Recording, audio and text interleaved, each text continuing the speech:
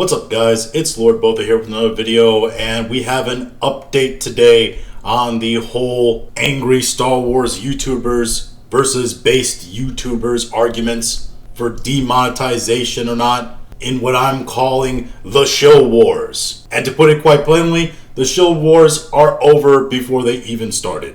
Because YouTube has responded to the initial account calling for the demonetization of channels like Nerdrotic, G&G, Ryan Kinnell, and here is their response. You see the initial statement here from Rewriting Ripley, which by the way, I did say that it was actually Molly Damon who put this out first. I was incorrect about that, it was Rewriting Ripley.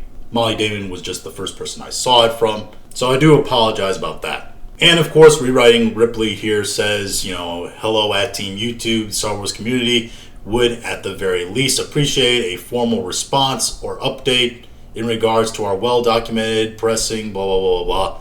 This started the whole process of the gathering of fake evidence and creation of that document you've seen being passed around on social media and all that, trying to get these channels demonetized.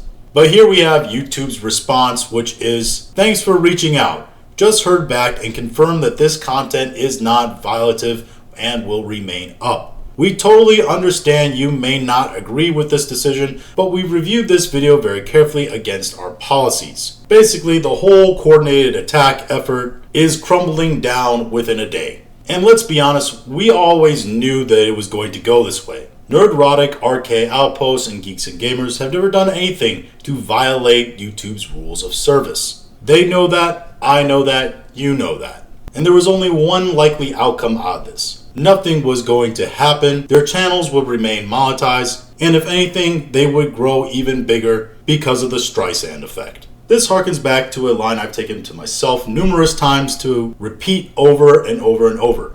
Petitions do not work. Petitions did not get Stellar Blade uncensored. Petitions did not get Assassin's Creed Shadows canceled. A petition is not going to bring back the Acolyte. And petitioning YouTube via X, repeating the same thing over and over in a coordinated attack, which is, let's be honest, a form of petition, is not going to get channels you do not like demonetized.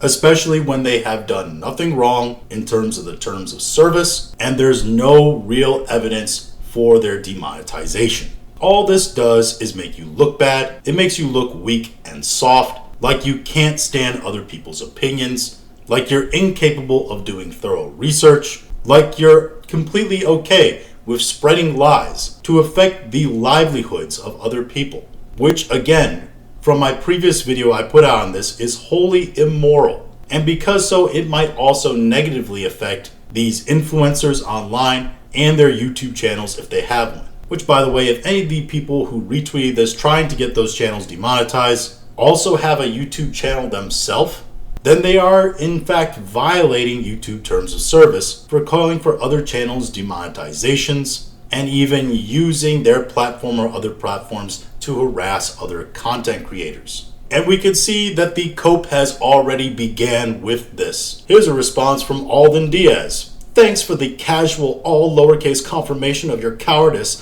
I hope you all give yourselves a round of applause in the @YouTube office today. And then send an email to all the advertisers so they know it's okay to say half-black bitch and the R-slur on your platform. And of course I respond with, R-slur? You mean retarded, as in your failed hate campaign to ruin people's livelihoods was retarded? And of course he responds with, this motherfucker paid for Twitter. Oh, you really got me there, like I can't afford $7. When we all know this is how he really feels having to respond right here.